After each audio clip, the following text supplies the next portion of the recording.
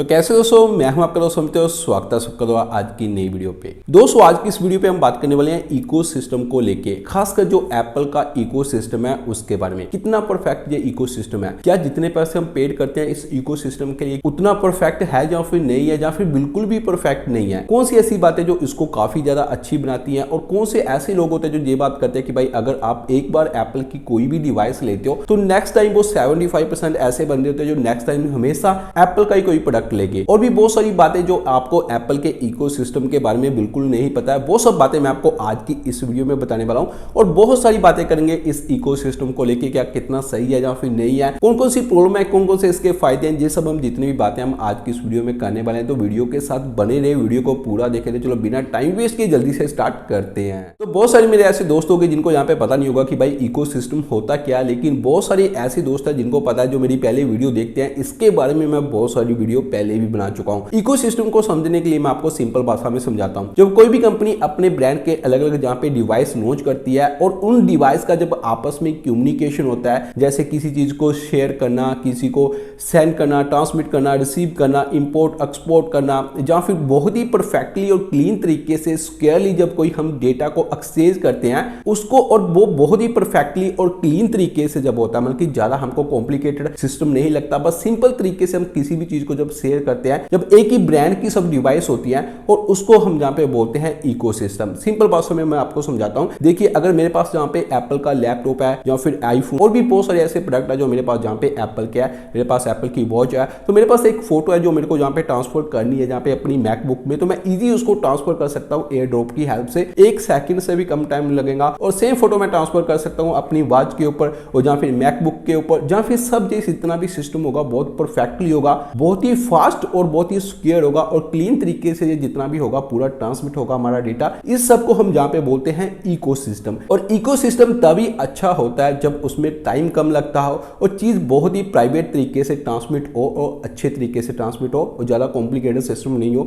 कई बार क्या होता है कि हमको कुछ भी ट्रांसफर करने के लिए बहुत ज्यादा, जैसे यहाँ पे बात करें एंड्रॉइड की बात करें तो शेयर इट जब हम चूज करते थे, बहुत सारा हॉटस्पॉट ऑन कर उसको कनेक्ट कर, ये सब कुछ ऐसा नहीं होना चाहिए। एक क्लीन तरीके से हमारा जो डेटा होगा वो ट्रांसफर होना चाहिए। इसको हम बोलते हैं एक परफेक्ट इकोसिस्टम। एप्पल का इकोसिस्टम की बात करो तो भाई ऐसा नहीं कि ये नया आया है। एप्पल के इकोसिस्टम की बात करो, जब जहां पे स्टीव जॉब्स ने अपना पहला जहां पे कंप्यूटर लॉन्च किया था ना, तब से हमको जो एप्पल का इकोसिस्टम है वो हमको देखने को मिलता है। मतलब कि ऑलरेडी यहाँ पे स्टीव जॉब्स ने ऐसा बोल दिया कि हमारे कंप्यूटर के अंदर जो भी हार्डवेयर होगा वो भी हमारी कंपनी का होगा, और जो भी उसके अंदर सॉफ्टवेयर होगा वो भी हमारी कंपनी का होगा। और उन्होंने उसी टाइम बोला था कि इन फ्यूचर हम बहुत सारे ऐसे प्रोडक्ट लॉन्च करेंगे। तभी उनको पता नहीं था हम जहां पे एप्पल वॉच को लॉन्च करेंगे, आईपैड को लॉन्च करेंगे, लेकिन फिर भी उस टाइम स्टीव जॉब्स ने बोला था कि इन फ्यूचर हम जहां पे इकोसिस्टम अपना बिल्ड करेंगे, जिसके कारण हमको अपना ही सॉफ्टवेयर चाहिए और अपना ही हार्डवेयर चाहिए। तब से जहां पे जो एप्पल का इकोसिस्टम था जहां पे स्टार्ट हो चुका था। एप्पल के इकोसिस्टम की बात करें तो ये बहुत ज्यादा परफेक्ट इकोसिस्टम है। बेसिकली हमारे पास जितने भी कोई भी डिवाइस है ना, अगर सपोज हमारे पास आईफोन है, या फिर कोई भी आईपैड, या फिर हमारे पास मैकबुक है, या फिर कोई भी ऐसा प्रोडक्ट है जो जहां पे हमारे पास एप्पल का है, तो हम इजी जहां पे क्या कर सकते हैं कि अपना जितना भी डेटा होगा वो एक्सेस कर सकते हैं, उसको इंपोर्ट कर सकते हैं, और बहुत ही परफेक्ट तरीके से जहां पे ये होता है। इसके लिए हमको ज्यादा कुछ भी ऐसा नहीं होगा कि यार तू ब्लूटूथ ऑन कर, तू हॉटस्पॉट ऑन कर। बिल्कुल क्लीन तरीके से और परफेक्ट तरीके से जो इकोसिस्टम होता है एप्पल के अंदर जहां पे काम करता है। एप्पल के इकोसिस्टम की बेनिफिट की बात करें तो बहुत ज्यादा इसके बेनिफिट है। सबसे पहले यहाँ पे बात करते हैं एयर ड्रॉप की। एयर ड्रॉप भाई एक बहुत ही मस्त चीज है। मैं आपको बोलता हूं, जब भी अगर कभी आपने एयर ड्रॉप को यूज किया होगा तो आपको पता होगा, अगर आपको कोई फोटो शेयर करनी है, कोई फाइल शेयर करनी है, कुछ भी आपको डेटा शेयर करना है, जस्ट आप एयर ड्रॉप की हेल्प से कर सकते हैं। 1 सेकंड 2 सेकंड या फिर उससे भी हो सकता है कि भाई जल्दी आपका कोई भी डेटा होगा वो जहां पे ट्रांसमिट हो जाएगा। बड़ी से बड़ी फाइल या फिर छोटी फाइल भी आप एयर ड्रॉप की हेल्प से जहां पे ट्रांसफर कर सकते हैं। अगर आपके पास आईपैड है, आपके पास आईफोन है, आपके पास मैकबुक है, तो कहीं भी आप इसकी हेल्प से जो डेटा होगा वो जहां पे एक्सचेंज कर सकते हैं। आपको कोई भी केबल की जरूरत नहीं पड़ेगी, किसी भी आपको चीज की जहां पे जरूरत नहीं पड़ेगी। जस्ट आप वायरलेस ही सब जो डेटा होता है उसको ट्रांसफर कर सकते हैं। उसके बाद यहाँ पे सबसे अच्छी चीज आती है, वो आती है इसका आईक्लाउड। आईक्लाउड बेसिकली काम कैसे करता है, देखिए अगर जहां पे मेरे पास एक आईफोन है तो मैंने अपनी आईक्लाउड की आईडी उसमें डाल के रखी है। उसके बाद मेरे पास मैकबुक है तो मैंने क्या किया कि मैकबुक के अंदर भी आईक्लाउड की आईडी डाल ली। उसके बाद मैंने आईपैड के अंदर भी आईक्लाउड की आईडी मैंने डाल के रख ली। अभी जो काम जहां पे मैं अपने आईफोन के अंदर कर रहा हूं, सपोज मैं किसी को मेल लिख रहा हूं या फिर कुछ भी कर रहा हूँ, करते करते मैं जहाँ पे अपना काम छोड़ दिया और मैं जहाँ पे चला गया अपने लैपटॉप के पास, तो वो पेंडिंग काम जहाँ पे उसके ऊपर स्टार्ट हो जाएगा। मैं वहाँ पे जो अब मेरा पेंडिंग काम जो मैंने आईफोन के ऊपर छोड़ा था वो मैं जहाँ पे मैकबुक के ऊपर कर सकता हूँ या फिर आईपैड के ऊपर कर सकता हूँ। और अगर कोई भी आपका मैसेज कहीं भी आता है आईपैड के ऊपर आता है, तो अगर आपके पास आईफोन है तो आप उसका रिप्लाई कर सकते हैं अपने आईफोन के साथ। और जहाँ पे बात करते हैं एयरपोर्ट के बारे में, अगर आपके पास जहाँ पे एयरपोर्ट है तो मैंने अपनी मैकबुक के साथ उसको कनेक्ट किया हुआ है, तो मैं उसमें कुछ भी सॉन्ग वगैरह कुछ भी यहाँ पे सुन रहा हूँ। और अगर आप जहाँ पे वो सेम एयरपोर्ट लेके जाते हो अपने आईफोन के पास, तो आपको दोबारा उसको कनेक्ट नहीं करना पड़ेगा, वो ऑटोमेटिकली जहाँ पे कनेक्ट हो जाएंगे। उसके बाद आईपैड के ऊपर लेके जाते हो तो वहां भी सेम प्रोसीजर होगा, क्योंकि इसमें जो आपकी आईक्लाउड की आईडी होगी वो सभी डिवाइस के ऊपर होगी, जिसके कारण कोई भी आप काम करते हो, कोई भी पेंडिंग काम है या फिर कोई भी कंटिन्यू आपका काम चल रहा है, वो सभी आपकी डिवाइस के ऊपर चल रहा है। तो जहाँ पे एप्पल हर बार इसको इंप्रूव करने की कोशिश में लगा रहता है, हर टाइम क्या करता है कि हर नए अपडेट के अंदर आपको इकोसिस्टम में नई नई चीजें देखने को मिलेंगी, उसकी सिक्योरिटी लेवल को जहाँ पे इंक्रीज किया जाता है, और कोई भी ऐसी चीज होती है जो लगता है उनको कि इकोसिस्टम के अंदर लेके आनी चाहिए, वो सब अपने यहाँ पे इकोसिस्टम में लेके आता है। और अभी हम जहाँ पे बात करते हैं भाई इसके नुकसान के बारे में कि इसके नुकसान भी क्या है या फिर नहीं है। सबसे पहले मैं आपको एक चीज बताता हूँ, बहुत सारे लोग ऐसे बोलते हैं कि जब कोई बंदा जहाँ पे एक बार आईफोन के ऊपर आ जाता है तो नेक्स्ट टाइम वो जब भी कोई अपना नया स्मार्टफोन अपडेट करता है वो आईफोन के ऊपर करता है। तो भाई 75% तो चांस बिल्कुल ऐसे होते हैं। कोई भी बंदा अगर जहाँ पे आईफोन को यूज कर रहा है फर्स्ट टाइम, तो हो सकता है कि नेक्स्ट उसका जो स्मार्टफोन होगा वो सेम जहाँ पे आईफोन होगा। अगर जहाँ पे आप इकोसिस्टम के अंदर आना चाहते हो तो आप जहाँ पे क्या कर सकते हैं कि आईपैड से स्टार्ट कर सकते हैं, या फिर आप आईफोन एसई से स्टार्ट कर सकते हैं, आईपैड एयर से स्टार्ट कर सकते हैं। इंटी लेवल इकोसिस्टम के ऐसे डिवाइस है जो एप्पल सबको यहाँ पे एक सस्ते प्राइस में देता है कि एक बार जहाँ पे बंदा हमारे इकोसिस्टम के अंदर आना चाहिए। एक बार बंदा हमारे इकोसिस्टम के अंदर आ गया, उसका जितना भी डेटा था अभी हमारे आईक्लाउड के ऊपर है,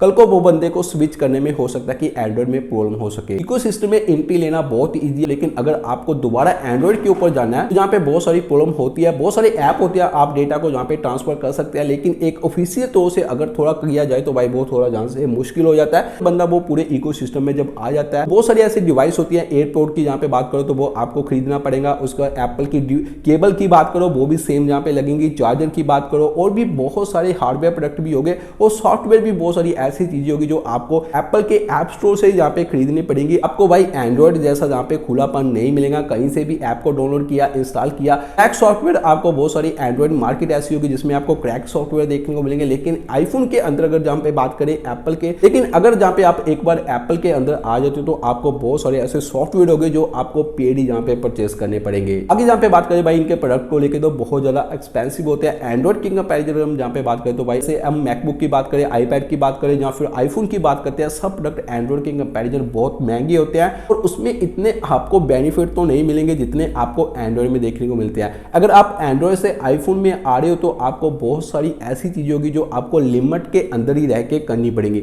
मतलब कि ऐसा नहीं कि बहुत सारे आपको सॉफ्टवेयर ऐसे फ्री में देखने को मिलते थे जो आपको एंड्रॉइड स्मार्टफोन में देखने को मिलते थे, लेकिन अगर एक बार आप जहाँ पे आईफोन में स्विच कर देते हो बहुत सारे ऐसे सॉफ्टवेयर होंगे जो आपको जहाँ पे देखने को नहीं मिलेंगे। आपको खुद अगर उसको ढूंढते भी हो तो बहुत मुश्किल से मिल जाएंगे। आप प्रोफाइल को ऐड करके जहाँ पे थर्ड पार्टी ऐप आईफोन के अंदर भी इंस्टॉल कर सकते हैं, लेकिन भाई वो इतने अच्छी तरह से काम नहीं करेंगे जितने जहाँ पे एंड्रॉइड में करेंगे। मेन बात जहाँ पे ये है कि एप्पल ने अगर आप एंट्री करना चाहते हो एप्पल के अंदर इकोसिस्टम के अंदर, आपके लिए काफी आसान है बिल्कुल, जहाँ पे ऐसा कि खुला दरवाजा आप जहाँ पे एंटर कर सकते हो। लेकिन अगर आप उससे बाहर जाना चाहते हो तो भाई जहाँ पे बहुत मुश्किल हो जाएंगी। इसके कारण क्या होता है कि बहुत सारे लोगों को iOS पसंद आ जाता है और फिर वो नेक्स्ट यहाँ पे क्या करते हैं आईफोन के ऊपर ही यहाँ पे अपग्रेड करते हैं। यहाँ पे बात करें ना, ऐसा नहीं कि हमको यहाँ पे एप्पल का ही इकोसिस्टम देखने को मिलता है। हाँ जी, हम बात बोल सकते हैं कि एक परफेक्ट इकोसिस्टम की बात करें तो वो हमको यहाँ पे एप्पल का देखने को मिलता है, लेकिन यहाँ पे गूगल ने भी भाई बहुत ट्राई किया अपना एक इकोसिस्टम को क्रिएट करने के लिए। इतना परफेक्ट नहीं है हम बोल सकते हैं जितना हमको यहाँ पे एप्पल का देखने को मिलता है। उन्होंने जहाँ पे वॉच के लिए जहाँ पे वेयर ओएस भी बनाया था, साथ में क्रोमकास्ट के लिए आप क्रोमकास्ट भी कर सकते हो, वो भी आपको गूगल के अंदर देखने को मिलता है। लेकिन फिर भी इतने अच्छे तरीके से जो आपको इकोसिस्टम एप्पल में देखने को मिलता है गूगल में नहीं देखने को मिल सकता। उसके बाद यहाँ पे बात करें बहुत सारी कंपनी और भी है, जैसे सैमसंग की बात करें,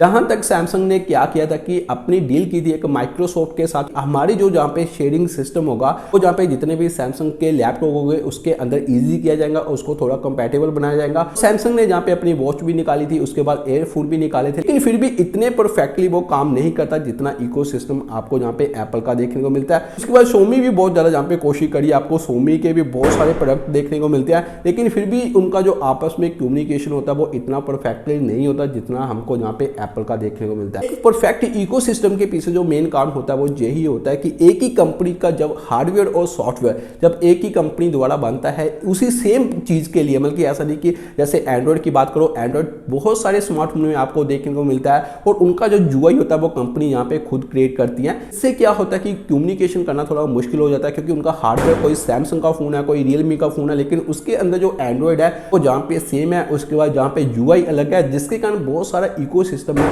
प्रॉब्लम हो सकती है। लेकिन जहाँ पे एप्पल की बात करें तो उसमें क्या होता है कि हार्डवेयर भी एक ही कंपनी का होता है और जहाँ पे सॉफ्टवेयर भी एक ही कंपनी का होता है। इसके कारण क्या होता है कि बहुत सारा जहाँ पे इकोसिस्टम एक परफेक्टली काम करता है एक अच्छे तरीके से। दोस्तों यही था जो मैंने आपको बताया एप्पल के इकोसिस्टम के बारे में। मेन बात जहाँ पे ये है कि इनकी डार्क साइड की अगर हम जहाँ पे बात करें वो ये है कि इसमें एंटर करना ईजी होता है, लेकिन एप्पल में बहुत सारी ऐसी चीजें होती है जब आप उससे बाहर जाने की कोशिश करते हैं बहुत सारी प्रॉब्लम फेस करने को यहाँ पे मिलती है। तो एक बार आप एप्पल के अंदर हो जाते हो तो उससे बाहर जाना थोड़ा मुश्किल हो जाता है। मेन बात जहाँ पे ये है कि इकोसिस्टम की अगर हम जहाँ पे बात करें तो एप्पल ने जहाँ पे पूरी अच्छे तरीके से उसको बिल्ड किया, बहुत परफेक्टली उसका इकोसिस्टम काम करता है। दूसरी भी कंपनी अगर चाहे तो कोशिश कर सकती हैं, आगे आ सकती हैं, लेकिन उनके लिए क्या होगा कि उनको सॉफ्टवेयर के ऊपर बहुत ज़्यादा काम करना पड़ेगा, कोई एक अच्छी ऐप क्रिएट करने पड़ेंगे, हो सकता है कि कुछ ऐसी चिप उनको अंदर लगानी पड़ेंगी। बहुत सारे अगर जहाँ पे सैमसंग की बात करो, सैमसंग अगर जहाँ पे इकोसिस्टम को परफेक्ट करने की कोशिश करता है, जितने भी सैमसंग के यहाँ पे प्रोडक्ट की बात करो सबके अंदर एक ऐसी चिप होनी चाहिए, जैसे हम यहाँ पे बात करते हैं यू चिप की बात करते हैं जो एप्पल के आपको प्रोडक्ट के अंदर देखने को मिलती है। अगर ऐसी चिप वो सबके अंदर लगाएंगे, एक सॉफ्टवेयर रेडी करना पड़ेगा